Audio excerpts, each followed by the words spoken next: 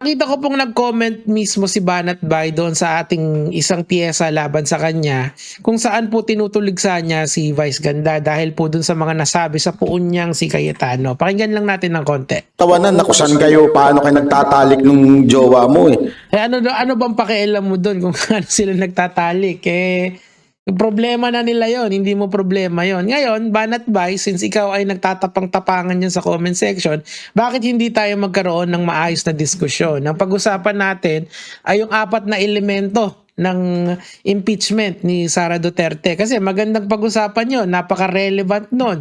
Ako, titindigan ko na itong 4 na elemento na to ay valid, lalong-lalo na yung pinapasoling pera ng COA sa kanya, yung confidential funds. Yan ang gusto kong tindigan talaga. Ikaw, kung matapang ka at hindi lang hanggang comment ka, halika. Ako mismo dadayo sa SMNI, ako lang mag-isa. Kahit lahat ng banateros isama mo. Pero humarap ka. Kasi palagay ko, mas lalaki pa sa'yo si Vice Ganda.